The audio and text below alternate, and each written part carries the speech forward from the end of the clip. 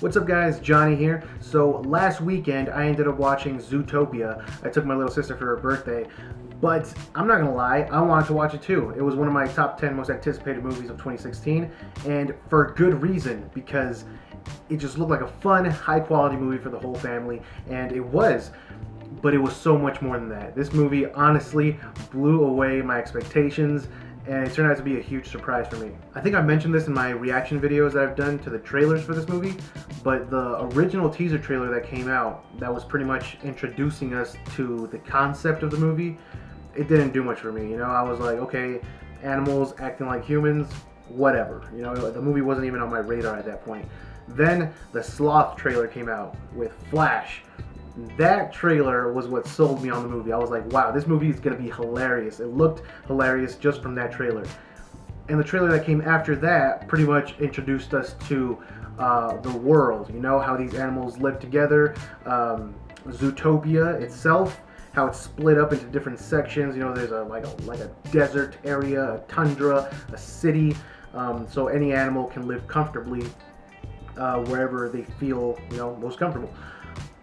But I have to say that all these trailers were kind of misleading, as to what the movie was really about.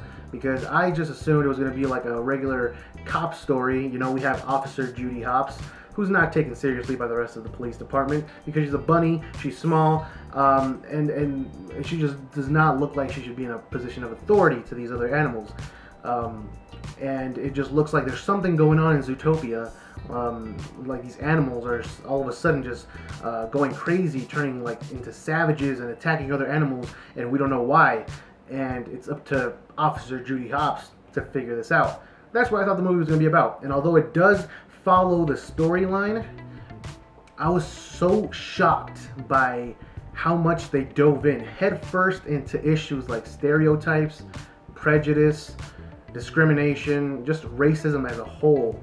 This movie tackled it head on, and I was so surprised to see this from a modern Disney animation movie. So let's start off with the characters. First of all, we have Officer Judy Hopps. She has wanted to be a police officer ever since she was a little bunny, and she's very vocal about this at a very young age, and nobody believes in her. Nobody's ever seen a bunny in a position of authority before, and it's shown at the beginning of the movie that bunnies are, her parents are like ranchers, farmers, and they want her to follow in their footsteps. Even her parents are telling her, don't dream too big, because you don't want to be disappointed in the end.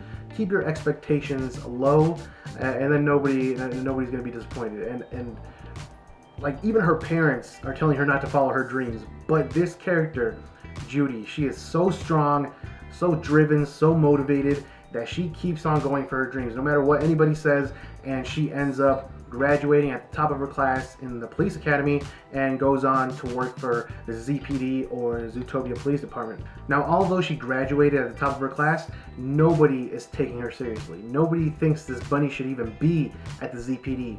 Even the police chief is giving her these menial jobs that she wasn't expecting to get when she finally started working her dream job. That is until Mrs. Otterton shows up. She shows up right in the middle of a conversation between Judy and the chief, and she says her husband's missing, and apparently this has been going on for a while, but the police haven't been able to find him. They haven't been able to crack the case yet, but Judy takes it upon herself to find Mrs. Otterton's husband, and she says that to Mrs. Otterton. The police chief is still trying to keep her down for some reason. He does not want to see Judy succeed. So he's like, you know what? You have 48 hours to find this otter, or you have to resign willingly from the ZPD. Seems like a tough job, but since Judy's so motivated, she takes it, and she's like, I will prove you guys wrong, and I'm gonna find this otter. That's pretty much the story without giving any spoilers away. That's where the story pretty much takes off. Judy ends up meeting up with our other main character, Nick Wilde, who's this fox. He's kind of like a con artist, running scams out of the trunk of his car kind of guy. Not literally, but you get what I'm saying. And although he's presented as a bad character at first, or kind of like a shady character, you really end up feeling for him just because you see what he has to go through every day. Because foxes, are looked down upon in the society, and it shows. Like the first scene he's in, it's so terrible what happens to him. You know, he's in this ice cream shop, and he's just trying to buy a popsicle. That's it. And the elephants that are running the shop, they're not really helping him out at all. Like the guy that's there talking to him, he's just telling him, I'm surprised to see you slumming around while it's still light out. Aren't there any ice cream shops on your side of town, Fox? Get out of here, you know? I was like, damn, is anybody else seeing this? Like, I was so shocked.